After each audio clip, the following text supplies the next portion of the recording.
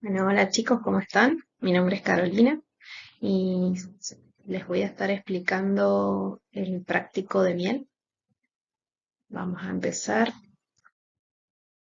Bueno, como primeras consideraciones generales, podríamos decir que la miel es un alimento que está normado por el Códex, por el Reglamento Técnico Mercosur y por nuestro Código Alimentario Argentino, ¿sí?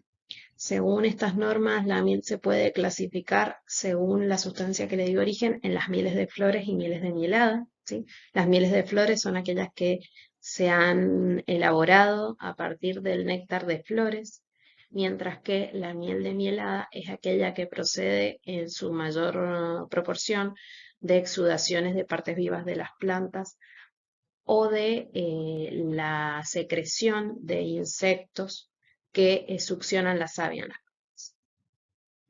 Estas dos mieles se van a diferenciar en general por su contenido de minerales, ya que las mieles de mielada poseen mayor cantidad de minerales. A su vez, también y en general, las mieles de flores contienen más fructuosa, mientras que las mieles de mielada contienen generalmente más glucosa. Bueno, la miel en el mercado es considerada como un commodity, ¿sí? Tiene un precio que se establece a nivel internacional, ¿sí? Pero, como ya habrán visto con muchos otros productos, una buena estrategia para lograr la valorización del producto es su diferenciación, es darle un carácter especial y particular que hace que nuestra miel se diferencie de la del resto.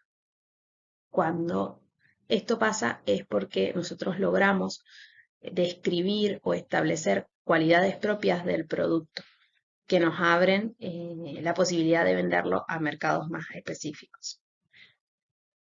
Una forma de poder, digamos, diferenciar la miel es caracterizarla por su origen botánico y o geográfico, ¿sí? Y para hacer esta caracterización, si nosotros queremos emprender eso en algún momento de nuestra carrera profesional, vamos a tener que caracterizar a una miel que va a tener que estar, digamos, analizada a través de varias temporadas, como para poder, digamos, establecer que esas características son estables en nuestro producto. Bueno, otra cosa que también es importante y que les quería recordar es que la miel de flor está muy relacionada con el origen, o sea, con el origen geográfico, las condiciones del suelo, del ambiente, del clima, el tipo de abeja que la, que la realizó y las flores que visitó.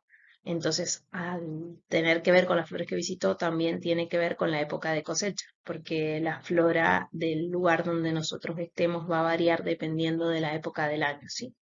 Entonces, para poder caracterizar a una miel, y en general esto también nos los pide la normativa, nosotros vamos a necesitar que nuestra miel responda a ciertos parámetros físico-químicos, polínicos y sensoriales. Bueno, una cosa muy importante cuando nosotros vamos a cosechar la miel de los panales es tener en cuenta la madurez. La madurez de la miel se puede, digamos, observar a través del porcentaje de operculado del panal, ¿sí? Se establece que la cosecha debe realizarse cuando más del 75% del panal está operculado. De esa manera nosotros estamos seguros de que la miel ha madurado correctamente y que si la extraemos del panal no vamos a tener una miel inmadura, es decir, con una mayor cantidad de agua de la que nosotros necesitamos. Para hacer la extracción vamos a usar diferentes tipos de maquinaria, ¿sí? La más común es la centrífuga, ¿sí? Que puede ser una centrífuga del tipo, digamos, con un eje radial, una disposición radial de los panales, o con una disposición perpendicular al radio, ¿sí? Estos dos tipos de centrífugas van a tener sus pros y sus contras en cuanto a la forma de extracción, la velocidad, la eficiencia, pero en su mayoría lo que vamos a tener en este caso es miel centrifugada, ¿sí? Esta miel va a ser una miel bastante límpida. en cuanto a los residuos que se puedan generar durante la extracción. Otro sistema que podemos tener para extraer en frío la miel es el sistema de prensado, que se hace con un tornillo sin fin contra un tamiz. Entonces la miel se prensa junto con la cera y se va extrayendo la miel de esta mezcla, ¿sí? En este caso vamos a tener que tener mucho cuidado porque la miel va a presentar mucha mayor cantidad de residuos que luego vamos a tener que eliminar en el proceso del tamizado. Y por último tenemos una extracción con temperatura, que es una máquina que tiene una rejilla calentada a baño María, ¿sí? Donde nosotros ponemos el panal con la miel y por acción del calor se derriten ambos y luego separamos la cera de la miel. Y de esta manera es un proceso más rápido, más simple, en el cual ya obtenemos separada la cera de la miel, pero acá vamos a tener la desventaja de que esa acción del calor va a actuar sobre la composición de la miel, aumentando la cantidad de hidroximetilfurfural. Por lo general, este tipo de miel tiene mucha menor calidad y se usa de manera industrial. Así que bueno, dependiendo del origen de la miel, o sea, de la forma del procesado, mejor dicho, es las características a las cuales nosotros le vamos a tener que prestar atención cuando hagamos los análisis físico-químicos y sensoriales. Bueno, otra cosa muy importante cuando vamos a empezar a analizar un producto de miel es el tema del envase, ¿sí? ¿Por qué digo esto? Porque es muy común encontrar diferentes tipos de envases como estos que les estoy mostrando acá abajo, ¿sí? En las diferentes almacenes de barrio, verdulerías, o sea, se vende mucho, digamos, al por menor, a veces hay un fraccionamiento bastante del microemprendedor de la miel, ¿sí? Pero queremos recordar que el envase, por la misma normativa, tiene que cumplir con ciertas características, como que tiene que ser inerte, es decir, de un material apropiado para contener alimentos, tiene que tener un cierre inviolable. Y acá ojo con eso, porque, por ejemplo, en el caso de estos tarritos que tienen precintos, eso estaría bien, pero en el caso, por ejemplo, de la miel, que está en el tarro, digamos, de cristal, se le puede agregar acá un precinto que ayude a mejorar eso o comprar las tapas que vienen con los botones, que son los botones para evaluar esto, o sea, que nunca sean abiertos. Después tenemos el clásico envase de plástico, ¿sí? Y este en general no tiene ese cierre inviolable, entonces cuando nosotros vamos a comprar si nosotros somos los que estamos expendiendo este tipo de producto, es muy difícil asegurarle al consumidor que este producto no fue violado en cuanto a la estanqueidad del envase durante la cadena de comercialización. Bueno, después otra cosa que nos piden es el tema del rotulado, ¿sí? Que tenga todas las información necesaria en la etiqueta, el RNE, el RNPA, el contenido neto. Muy importante, en este tipo de producto está legislado que tiene que decir específicamente la leyenda: no suministrar a niños menores de 1 año por el riesgo de botulismo que puede generar en los lactantes. Y también a su vez hay que aclarar que la miel no cuenta con una fecha de consumo preferente. Perdón, no cuenta con una fecha de caducidad o de vencimiento, sino con una fecha de consumo preferente, eso quería decir. Y que el consejo es consumirla antes de los 2 años de su cosecha. Y esto tiene que ver con la calidad de la miel y la conservación de sus propiedades benéficas. Pero también mucho tiene que ver con el contenido de hidroximetilfurfural que va aumentando a través del tiempo, y esto lo vamos a ver más específico cuando les explique la técnica un poquito más adelante. Bueno, los parámetros normados, acá tenemos un cuadro muy lindo que saqué de una guía de caracterización de mieles argentinas que está puesta en la bibliografía del trabajo práctico, a donde nos muestra el parámetro normado y los límites según el Código Alimentario, el reglamento técnico y el códex, ¿sí? El códex nos sirve en el caso de que nosotros estemos pensando en exportar, porque por ahí ya sabemos que los límites internacionales a veces no coinciden con la normativa nacional. Y es un mercado bastante interesante el de la exportación, aunque la miel argentina se consume mucho en el país, también hay una parte que se está exportando y sobre todo aquella que logramos diferenciar. Bueno, volviendo a los parámetros, vemos que se está pidiendo el tema de la humedad, determinada por refractometría, cenizas, azúcares reductores, sacarosa aparente, acidez libre, actividad de la diastasa, hidroximetilfurfural, dextrinas y conductividad eléctrica, ¿sí? ¿Qué tienen estos parámetros? Por ejemplo, veamos, los parámetros de madurez, ¿sí? Van a ser la humedad, porque si la miel está inmadura va a tener mayor cantidad de agua, azúcares reductores, ya que justamente al perder agua, la miel mientras va madurando y a su vez al desdoblarse los azúcares reductores van aumentando a través del proceso de maduración. Entonces, la normativa nos va a pedir un mínimo de azúcares reductores.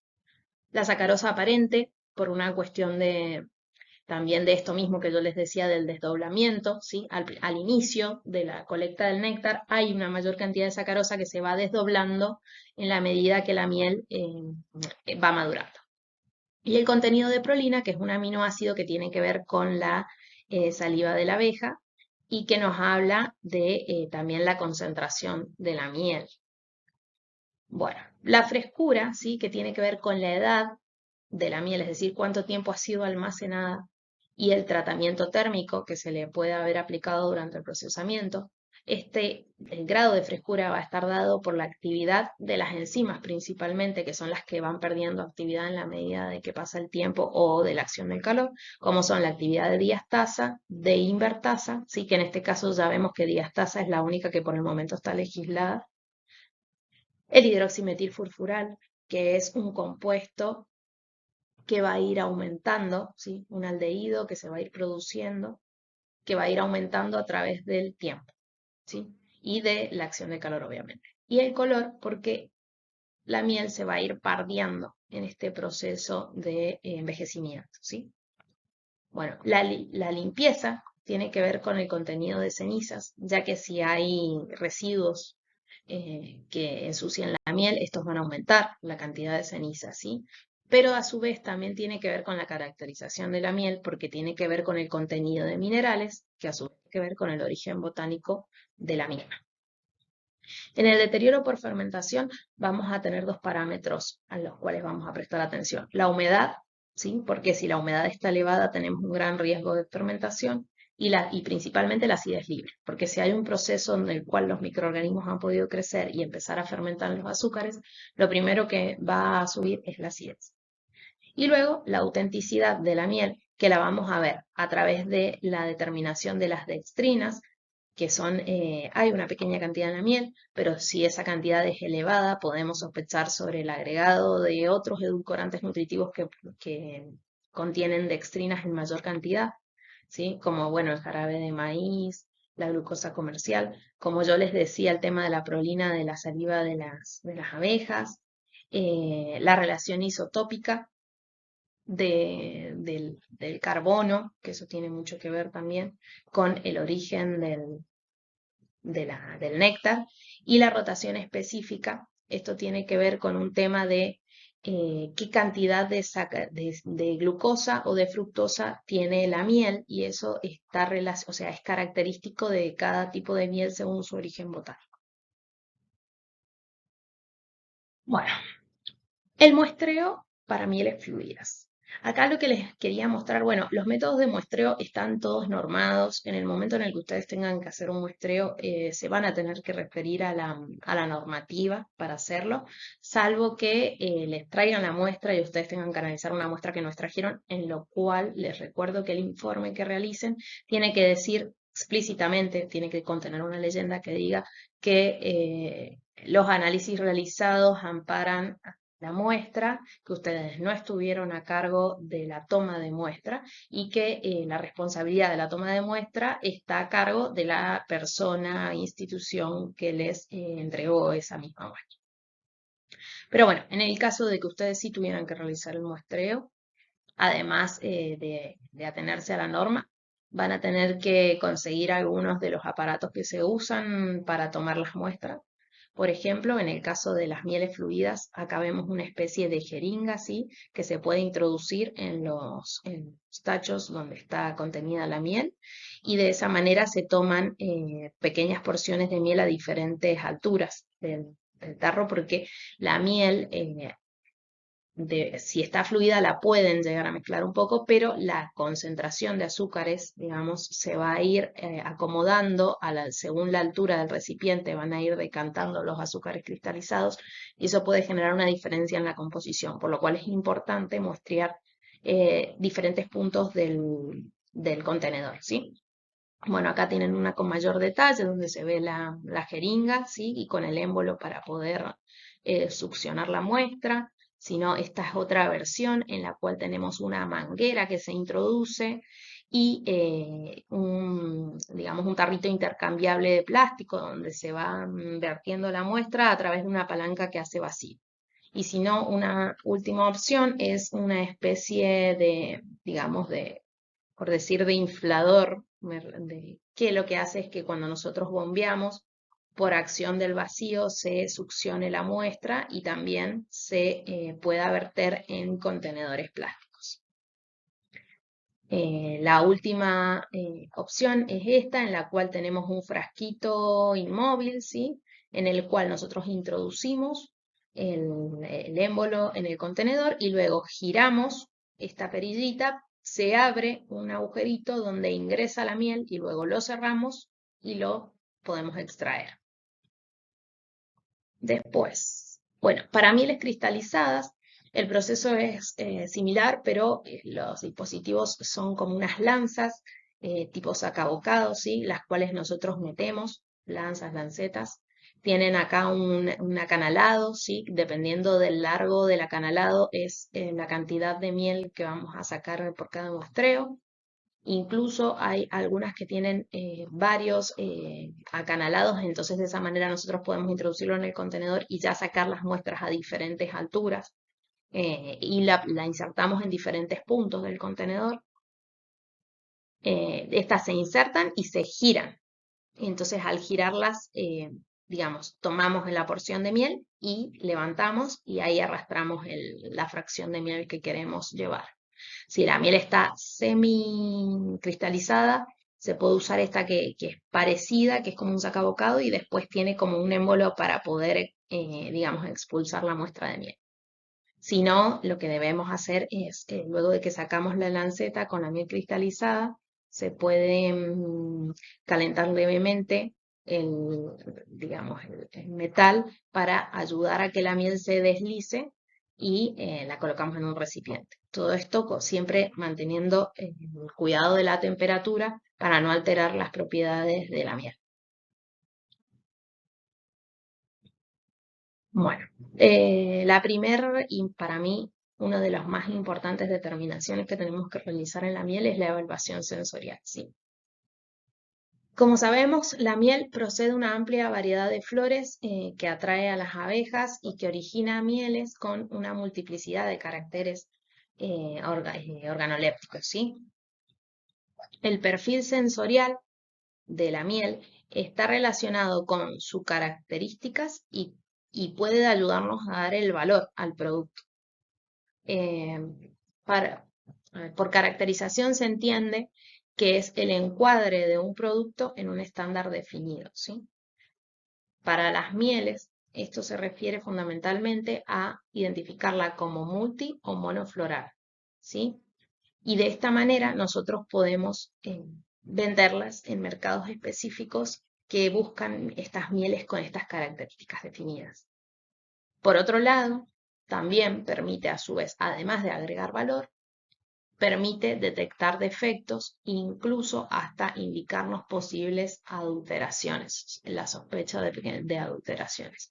Y en el desarrollo de productos y demás también es esencial para los estudios de preferencia. Bueno,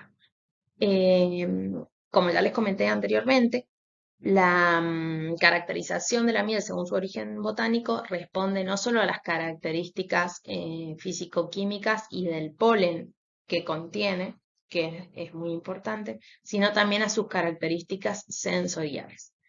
y la normativa internacional pide que las mieles que van a ser tipificadas según un origen botánico cumplan con las características para esas tres categorías. O sea que es indispensable que se hagan las tres, digamos.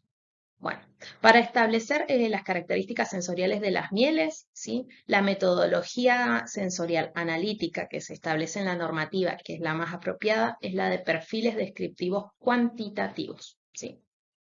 Cuando ustedes quieran realizar esa caracterización, van a buscar un panel que ya esté, digamos, acreditado para hacer este tipo de evaluaciones, o ustedes van a seleccionar y entrenar a jueces para que cumplan con la normativa IRAM, que es la que, digamos, que norma todo este proceso.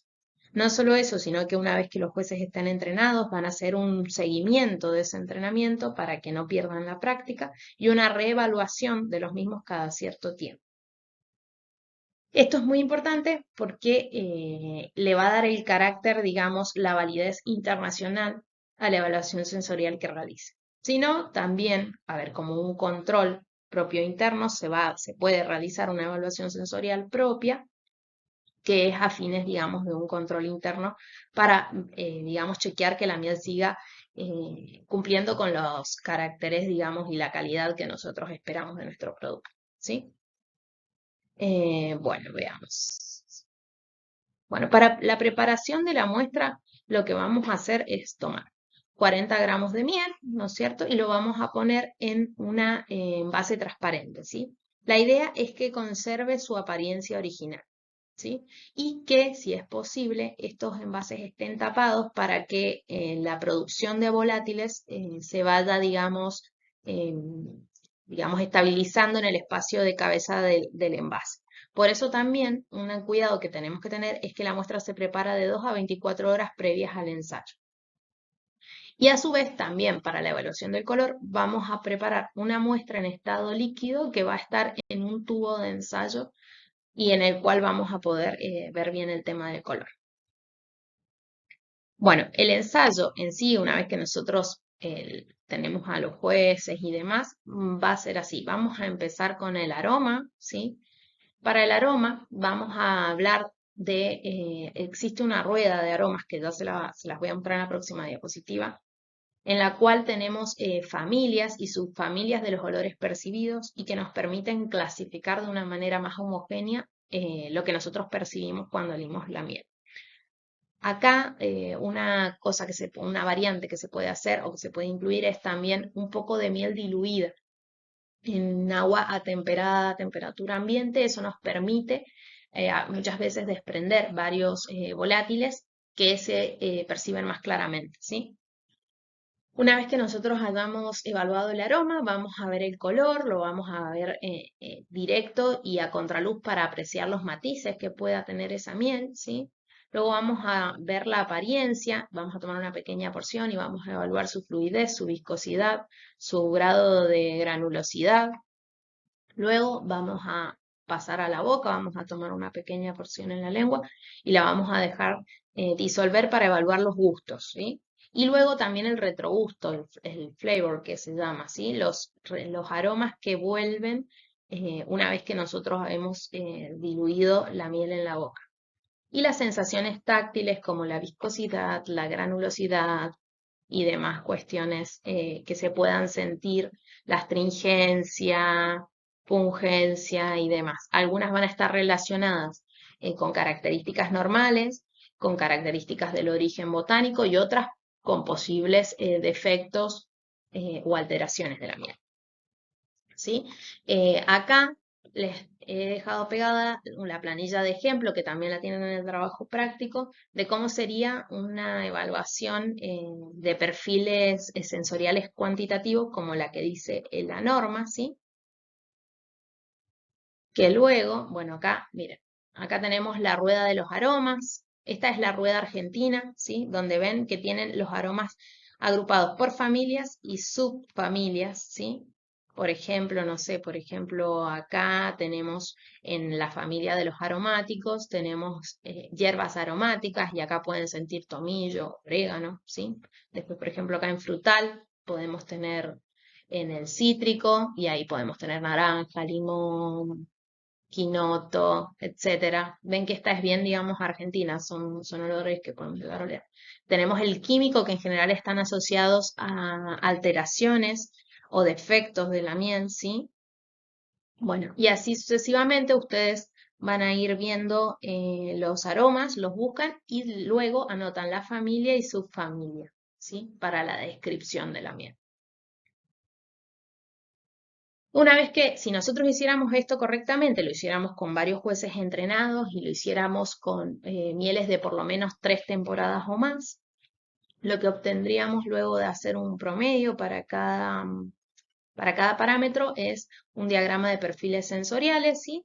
Con un descriptor general, que es el más frecuente, digamos, y la araña que se llama el perfil sensorial que, eh, que tiene esa miel. Y esto nos va a permitir, esto es lo que se llama el perfil sensorial de esa miel, ¿sí?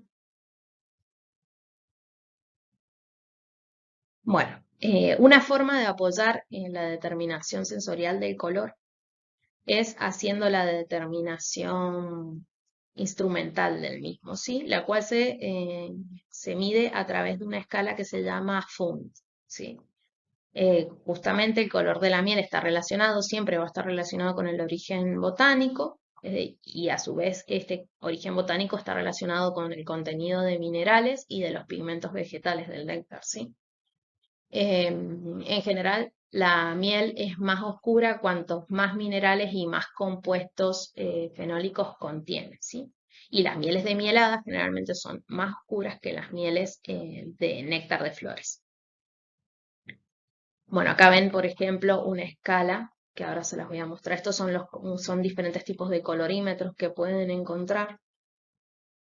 Y acá tienen la escala de FUN, ¿sí? Donde tenemos, nosotros lo que hacemos es medir la absorbancia y luego a través de esta fórmula, que está también en el trabajo práctica, en el cual relacionamos los valores máximos de los rangos de la escala con la absorbancia leída para, digamos, categorizar a la miel en una de estas categorías descriptivas, ¿sí?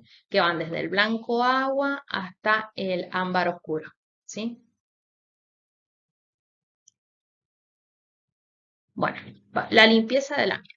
El Código Alimentario establece que la miel no debe contener residuos de insectos ni sustancias extrañas en su composición normal. También para este parámetro no establece límites y en la legislación internacional tampoco hay una referencia clara respecto a cuántas impurezas son tolerables en una muestra. Sin embargo, digamos, esto se hace, digamos, a criterio profesional, ya que después lo que sí está legislado y normado es la próxima determinación, que es la de sólidos insolubles, que tiene que ver con las impurezas finas. Acá, en la limpieza, nos estamos refiriendo a las impurezas gruesas, que son aquellas que van desde 2 milímetros a 10 milímetros, las cuales no deberían estar presentes en la miel, porque nosotros tenemos un proceso de tamizado o filtrado de la miel durante la elaboración. Es decir, que si estamos obteniendo impurezas gruesas en la muestra, estamos hablando de una ineficiente o un mal manejo de la miel, ¿sí? O sea, que no hay aplicadas buenas prácticas de manufactura, digamos. Veamos, a ver, acá los sólidos insolubles. Estos son los que yo les digo que sí están normados y que tienen que ver con la limpieza y con los sólidos finos, digamos, aquellos menores a los 2 milímetros de diámetro. El Código Alimentario Argentino y la legislación internacional en general piden que los sólidos insolubles en agua sean menores al 0,1%, pero hace una diferenciación para la miel prensada, que yo les decía que si la miel era prensada íbamos a tener más residuos, más fragmentos de cera sobre todo, y entonces para miel prensada establece un máximo de 0,5%. Para sólidos insolubles, la técnica básicamente consta de un filtrado de la miel con un lavado con agua tibia, ¿sí? Para eliminar los azúcares y luego un pesado para, digamos, una determinación gravimétrica de esos sólidos. Sí les quería mostrar, la normativa pide un crisol de vidrio, pero existen numerosas formas de filtrar, ¿sí? En general, los equipos de filtrado cuentan con un vaso y un quitasato que va conectado a una bomba de vacío. Y acá esta unión, digamos, puede tener un soporte adaptador como este para los crisoles, como el crisol de Gotch, que es de cerámica. Este se usa mucho para hacer todo lo que es ceniza. Embudo Buchner, que es el que vamos a usar nosotros, que se puede usar con un papel de filtro de diámetro grande. Y después el crisol de vidrio, que es más pequeño, se usa se puede filtrar directamente o con un papel de filtro más pequeño. Y este se puede meter directamente a la estufa, o sea, no hay que traspasar, digamos, la muestra, a diferencia del embudo Buchner, que si nosotros lo que hacemos es sacamos el papel de filtro, lo ponemos en un pesafiltro que ya se encontraba tarado, el papel y el pesafiltro, y luego hacemos la diferencia de peso luego de una incubación en estufa, ¿sí? Bueno, la humedad. Como les había comentado, la humedad es un factor de conservación muy importante. Depende del manejo de la miel, es decir, del momento de la cosecha, pero también del ambiente, de la humedad del ambiente. Las mieles con humedades superiores al 18% corren riesgo de fermentación. Y sobre todo cuando comienza la cristalización de los azúcares. ¿Por qué? Porque como verán acá en esta imagen, cuando se empiezan a formar los cristales de azúcares, estos decantan en el envase. Esto se produce una separación de fases en la cual acá hay una mayor concentración de azúcares y una menor actividad de agua, y acá una menor concentración de azúcares y mayor actividad de agua. Al haber mayor actividad de agua, los microorganismos que se encuentren acá pueden llegar a empezar a fermentar la miel. Entonces, es muy importante el tema de la humedad y la madurez de la miel. Bueno, en el caso de la miel, como la miel tiene tanta cantidad de azúcar, no se podría realizar directamente en estufa, ya que la mayoría de la miel está, digamos, la mayoría del agua de la miel está ligada, es agua no disponible. Entonces lo que se hace es, se hace una determinación refractométrica y luego una relación de la escala en grados refractométricos con el porcentaje de humedad de la miel con esta tabla, la tabla de Chataway, que también la tienen al final del trabajo práctico, ¿sí? Bueno, acá recordarles, ya han usado muchas veces el refractómetro, pero nunca está de más, que vamos a colocar las gotas de miel en el prisma, lo vamos a cerrar sin dejar burbujas, lo vamos a dirigir hacia una fuente de luz y vamos a observar por el ocular. Acá esta parte del refractómetro final es giratoria y permite ajustar la medición para que se vea nítidamente a la visión de cada uno. Y el mismo refractómetro va a tener que tener una escala que sea en grados refractométricos y vamos a tener que medir en esa escala, ¿sí? No en los grados Brix. Bueno, vamos a tomar esa medida de grados refractométricos y nos vamos a ir a la tabla, ¿sí? Esta medición se tiene que hacer a 20 grados, eso también es muy importante. Y luego, una vez que hayamos terminado la medición, se lava bien el prisma y se seca con un papel suave para no rayar ese vidrio, porque eso, digamos, afectaría al refractómetro. Después, en cuanto al mantenimiento, también es importante tener en cuenta que el refractómetro tiene que estar calibrado. Eso se hace con una solución patrón de sacarosa, ¿sí? En la cual chequeamos que el refractómetro esté midiendo bien y en el caso de que no se encuentre midiendo bien, los mismos tienen un tornillo, el cual permite la calibración, pero hay que manejarlo con mucho cuidado, con mucha delicadeza, ¿sí? Bueno. Cenizas. Las cenizas van a tener que ver con el contenido de minerales de la miel y tenía que ver entonces con el origen botánico de la misma, con si es una flor de néctar o de mielada y a su vez con el tema de la limpieza, es decir, si no tengo una exagerada cantidad de ceniza, sino está teniendo que ver más con una presencia de polvo en la muestra, digamos.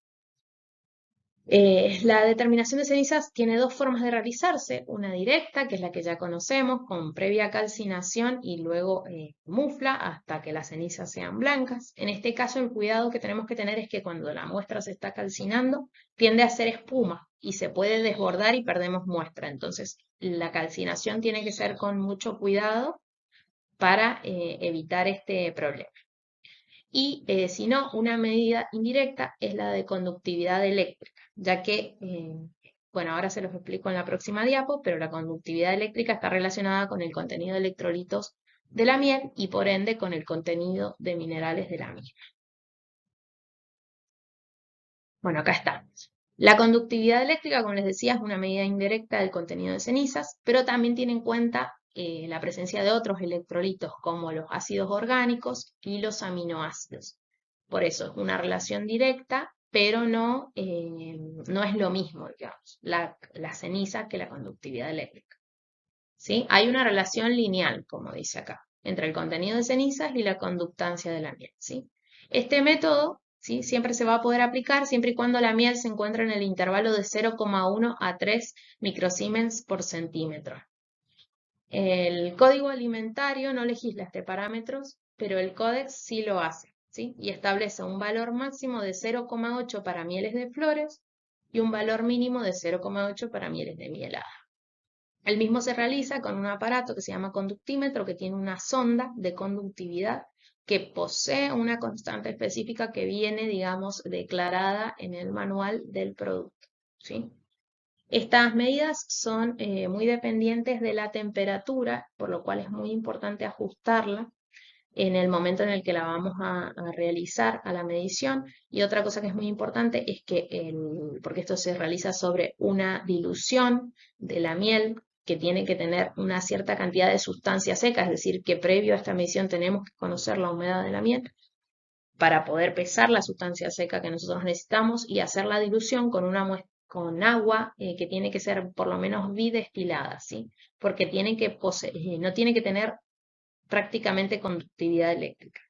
Sí, cuando nosotros hagamos la medición de la conductividad, una vez que corregimos la temperatura, vamos a tener que también medir la conductividad del agua con la que hicimos la dilución para poder restarla al valor total final de la disolución de miel.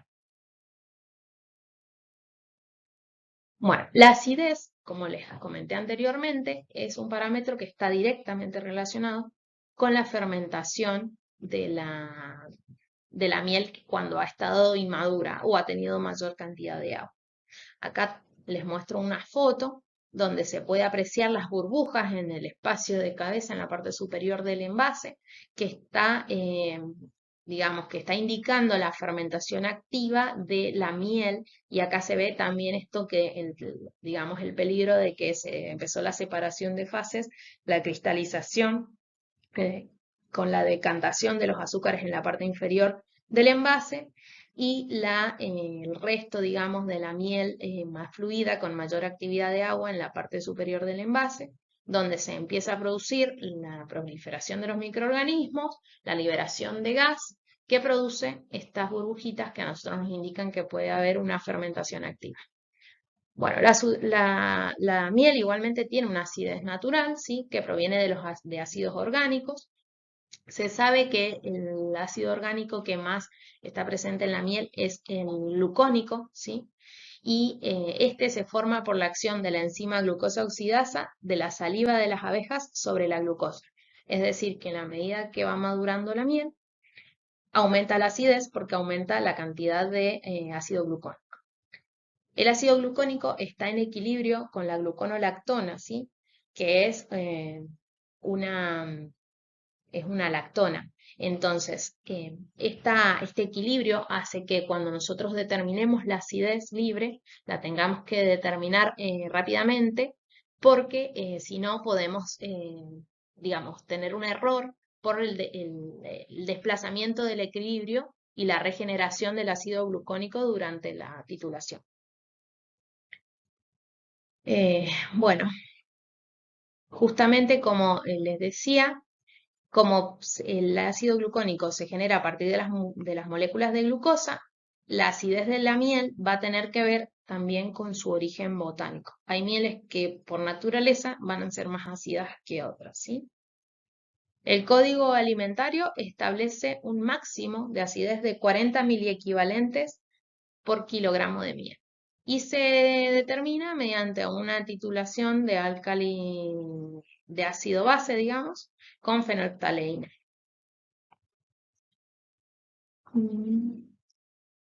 Bueno, los azúcares reductores y la sacarosa aparente.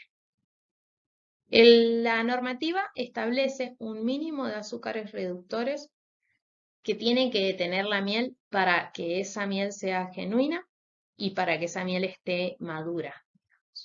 Y a su vez establece un mínimo, un máximo de sacarosa aparente para asegurarnos de que esta miel es genuina y que no ha sido adulterada o que no ha sido alterada por el mal manejo de la colmena. Ya que a veces suele pasar que los apicultores cuando cosechan de más miel, digamos, y no dejan suficiente miel para la alimentación de la colmena durante el invierno o durante la época que tienen menor floración, tienen que llegar a una suplementación de la colmena, que puede ser con sacarosa o con jarabe de maíz de alta fructosa o con glucosa comercial. Y estas abejas, digamos, se alimentan en vez de néctar, se alimentan con estos edulcorantes nutritivos suplementados que luego se trasladan a la composición de la miel. ¿Qué es lo que pasa? En la medida que la miel va madurando, estos edulcorantes nutritivos se van desdoblando, ¿sí? Y volvemos a tener azúcares reductores. Pero si esta miel es cosechada inmadura, es suplementada muy cerca de la época en la cual las abejas van a empezar, digamos, a polinizar, y después la miel es cosechada inmadura, podemos llegar a tener un aumento de la sacarosa aparente por alteración y no, digamos, por un proceso de adulteración intencional. No sé si se entiende. Cualquier cosa, si tienen duda respecto a esto, después lo podemos hablar más en detalle en el trabajo práctico, pero la idea es que entiendan que hay veces que un parámetro puede dar mal y puede ser de manera intencional o puede ser por un problema, digamos, de manejo del apicultor sin la intención directa de adulterar el producto. Bueno, los tipos de mieles también van a tener diferentes proporciones o composiciones de azúcares reductores, pero eso es muy variable y en general la miel contiene cantidades o proporciones similares de glucosa y de fructosa, aunque suele haber en general una cierta diferencia entre las mieles de néctar y las mieles de mielada, ¿sí? Como ya les había mencionado anteriormente.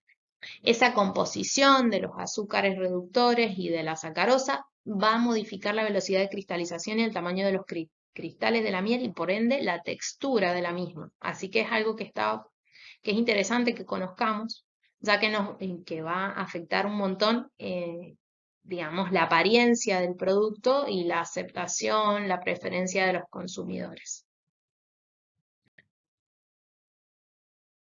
Bueno, acá yo les hice un diagramita para que viéramos la determinación de los azúcares reductores y sacarosa aparente.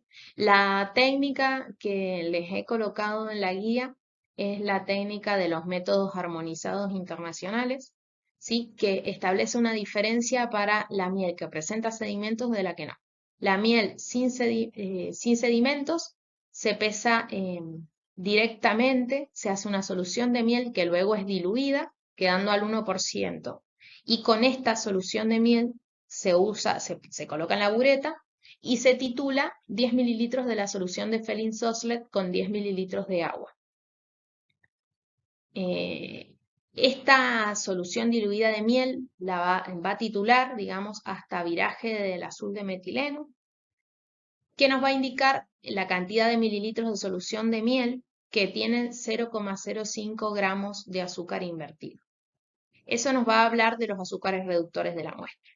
Ahora, esta misma muestra, por un proceso de hidrólisis, va a liberar digamos, los azúcares reductores que estén presentes en la sacarosa que estuviera en la muestra. Y luego vamos a hacer la misma titulación con la solución de miel hidrolizada, ¿sí?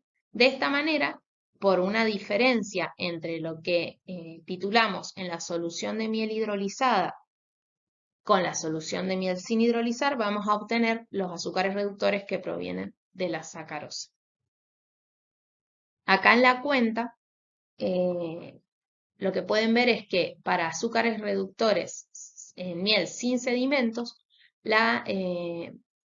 digamos, el razonamiento que acá yo se los hago con regla de 3 está expresado como una fórmula simple en la cual tenemos la corrección de los 2 gramos teóricos que pesamos sobre el pesaje exacto que nosotros pudimos pesar en el momento en el que realizamos la dilución por 500, que es un factor fijo, dividido el gasto. Y para la sacarosa aparente, como yo les decía, bueno, la inversión no es total, sino que es del 95% y por eso va a ser los azúcares reductores invertidos de la muestra sin hidrolizar, o sea, perdón, de la muestra después de hidrolizar y antes de hidrolizar. Y se multiplica por 0,95, que es el factor que corrige la eficiencia de la inversión. Para el caso de la miel con sedimentos, la técnica lo que pide es que agreguemos una solución de albúmina, que ahí también está colocada la receta.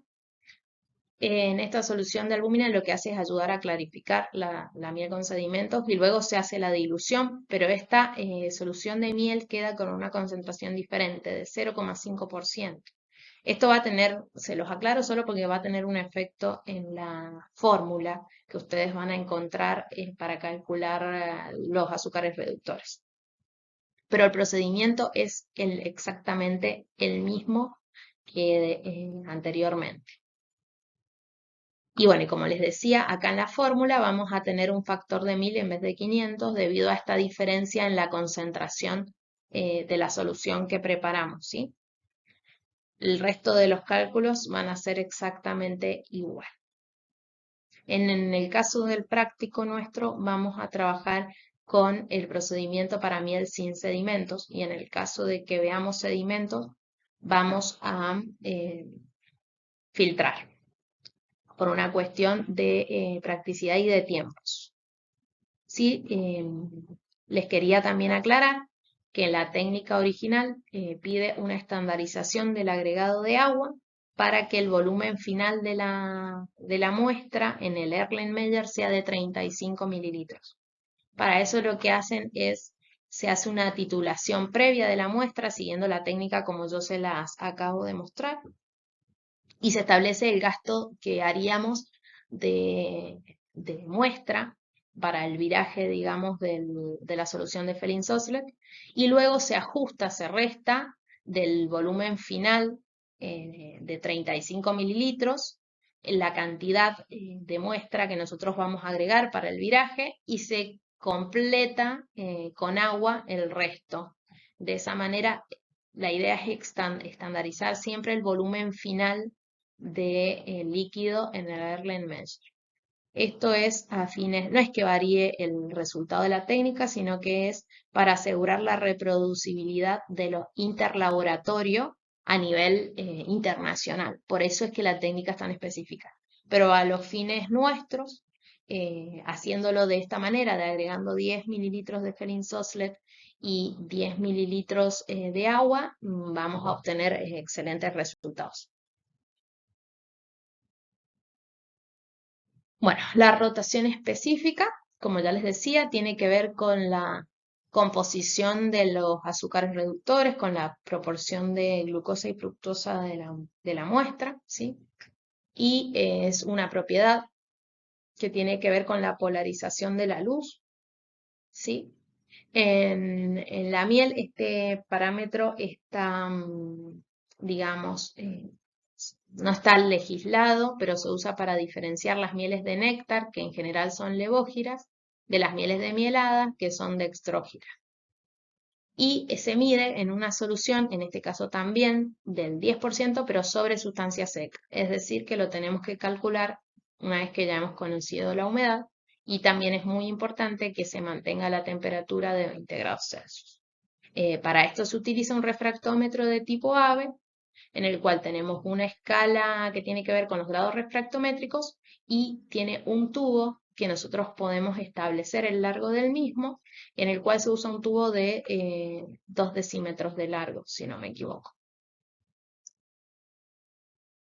Bueno, el índice de diastasa es una enzima, entonces va a tener que ver con el grado de frescura de la miel y con su tratamiento térmico, ¿sí? La diastasa particularmente es una enzima, es una alfa-amilasa, ¿sí? Que es la más termorresistente y por lo cual la legislación la ha tomado como referencia para asegurar que no haya habido un calentamiento excesivo en ya sea en el procesamiento o en el almacenamiento de la miel. Esta enzima cataliza la hidrólisis del almidón, ¿sí?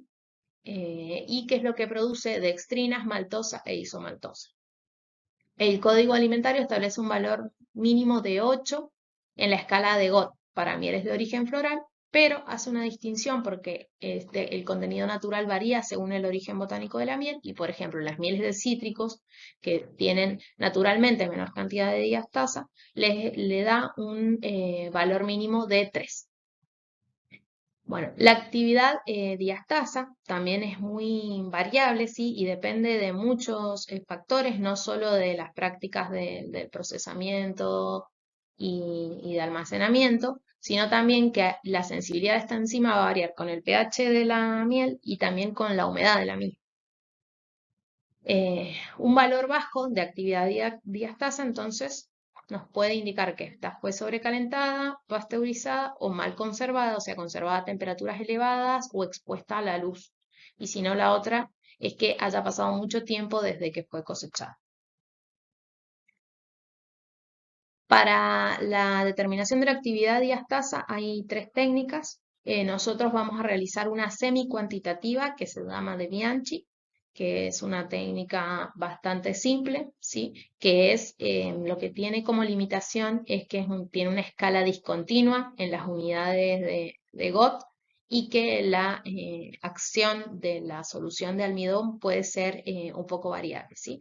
Pero básicamente se basa en la dilución seriada de la muestra de miel, ¿sí? Partiendo de 1/2 hasta 1/512, la adición de una solución de almidón, el control de la temperatura a 40 grados durante 30 minutos exactamente, y luego la adición de yodo 0,01 normal para que actúe con el remanente de almidón que haya quedado, que no haya sido desdoblado por la amilasa de la miel. En este caso nosotros elegimos el último tubo que permanece incoloro, ¿sí? Y ese tubo, digamos, por medio de una fórmula, se transforma en las unidades, perdón. Este tubo, digamos, la multiplicación de la dilución por 2, esa, digamos, era la fórmula, la buscamos en la escala y nos da un rango del índice de GOT para ver si la miel cumple o no con el rango de actividad diastasa que nosotros necesitamos. Sin embargo, esto es, digamos, para un control rutinario, pero no nos permite conocer las unidades, digamos, de diastasa específicas, ¿sí? Bueno, por otro lado, la normativa describe 2 métodos cuantitativos para la determinación del índice de diastasa, como son el método de Scheidt y el de Fadevas. El método de Scheidt es un método en el que se basa en la incubación de la solución de miel con el almidón como sustrato en condiciones perfectamente estandarizadas. Es un método que hay que tener muchos cuidados, donde las soluciones casi todas están preparadas en el mismo día y se va determinando el almidón remanente a diferentes intervalos en un espectrofotómetro a 660 nanómetros, ¿sí? Por otro lado, la metodología de Fadevas es una metodología que el Códex ya ha reconocido como alternativa y a mí me pareció la verdad, muy interesante, ya que utiliza estas pastillas que se compran, ya vienen realizadas, que es un almidón especial de cadenas entrecruzadas, y en el cual lo que se va midiendo es la hidrólisis de este almidón entrecruzado que ya está teñido de azul espectrofotométricamente a 620 nanómetros luego de un tiempo establecido que se cronometra y la reacción se detiene con hidróxido de sodio. Entonces es un método muy reproducible, muy simple, que requiere muy poco equipamiento. Lo más importante, digamos, es comprar y tener en este insumo las tabletas de FADEOS, pero la verdad que para el análisis rutinario, si fuera necesario, es un método que me parece que es el más cómodo. No hay que preparar el almidón, es muy reproducible, así que es un método para tener en cuenta. El hidroximetilfurfural. La determinación de hidroximetilfurfural es muy importante, ya que este aldehído se va generando por la deshidratación de la glucosa o la fructosa a través del tiempo y acelerado, bastante acelerado por la temperatura, ¿sí? Entonces, es un indicador muy importante de la conservación de la miel, de la edad de la miel y de los tratamientos térmicos que ha recibido, ¿sí? La miel naturalmente contiene ya desde el momento en el que es extraída una concentración de hidroximetilfurfural de 0,5 a 2 miligramos por kilogramo, ¿sí? Y este contenido va aumentando en el transcurso del tiempo.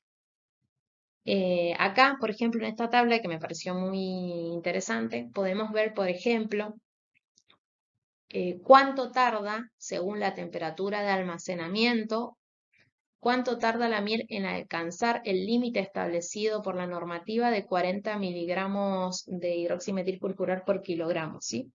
Por ejemplo, una miel que la tenemos conservada a 20 grados Celsius, que es una temperatura relativamente baja, digamos una temperatura ambiente fresca, nos va a dar una aptitud de 2 a 4 años.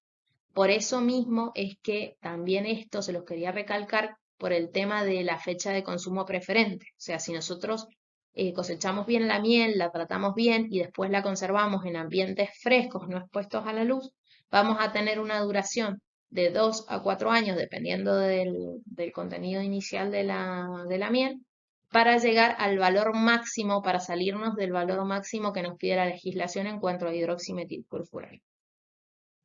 Si, por ejemplo, nosotros tenemos la miel en un lugar que tiene la temperatura ambiente, acá en Mendoza en el verano, ya nos vamos a unos días más cálidos, con 30 grados Celsius, que no es una temperatura rara para esta zona, vamos a ver que ya la miel va a tardar alrededor de medio a un año en llegar o sobrepasar el límite de hidroximetilfurfural. Y luego esto, digamos, crece exponencialmente con temperaturas superiores. Pero es para que ustedes vean también la importancia del tema del almacenamiento y lo que nos va también a determinar la vida útil de nuestro producto. Bueno, a ver, ¿qué más tenemos para decir? Bueno, el hidroximetilfurfural también depende de variables como el pH y el contenido acuoso de la miel, es decir, que cada miel va digamos, a cambiar y a madurar de manera diferente a través del tiempo. Por eso es muy importante que nosotros conozcamos nuestro producto o que conozcamos el producto que vamos a analizar. Y bueno, y justamente altos contenidos de hidroximetilfurfural nos indican que el producto ha sido almacenado durante mucho tiempo o que ha sido expuesto a altas temperaturas o que también puede haber sido adulterado con jarabes de glucosa, melaza o azúcar invertido que por su mismo proceso de elaboración contienen mucho mayor hidroximetilfurfural que la miel. Bueno, las técnicas para determinar hidroximetilfurfural hay varias, ¿sí? En la normativa se encuentra una metodología cromatográfica, una metodología espectrofotométrica y una colorimétrica para hacer la cuantificación del hidroximetilfurfural. Acá tenemos pros y contras, ¿sí? En el método cromatográfico es un método simple, muy preciso, que no tiene interferencias, pero sí necesitamos contar con con el estándar analítico del hidroximetilfurfural, los insumos cromatográficos y no menos el equipo. Entonces es una técnica que no se va a poder realizar en todas las industrias y menos si estamos hablando de emprendedores. El método espectrofotométrico es un método que yo creo que es más accesible porque un espectrofotómetro es un equipo bastante versátil que puede servir para muchas de las determinaciones de las muestras y que en un laboratorio de control de calidad de rutina suele estar. Sí es importante que sea un espectrofotómetro UV, ya que el hidroximetilfurfurar absorbe en longitudes de onda del rango de la luz ultravioleta. Pero ya no necesitamos estándar analítico y la técnica es bastante sencilla, aunque sí presenta interferencias, las cuales se tienen que, digamos, que cuantificar y restar de la absorbancia total de la muestra. El método colorimétrico era un método que se usaba mucho anteriormente, pero utiliza la toluidina. Y la toluidina es un agente cancerígeno, por lo cual, por cuestiones de salud y de cuidado del medio ambiente, es un método que se usa solo si ninguno de los otros dos métodos están disponibles y con los cuidados necesarios para los operarios y para el ambiente. Y por último, hay un método cualitativo, ¿sí? Que es el método de Piaget. Este método es el que vamos a realizar nosotros en el laboratorio y que es una escala colorimétrica que nos permite establecer si nuestra muestra de miel sobrepasa el límite legislado. Si nosotros esta técnica nos diera positiva, ahí tendríamos que buscar la manera de realizar uno de los métodos cuantitativos para confirmar este resultado positivo. Pero si nos dio negativo, ya nos podemos quedar tranquilos de que la muestra estaría cumpliendo o no estaría sobrepasando los límites de hidroximetilfurfurar establecidos por la normativa.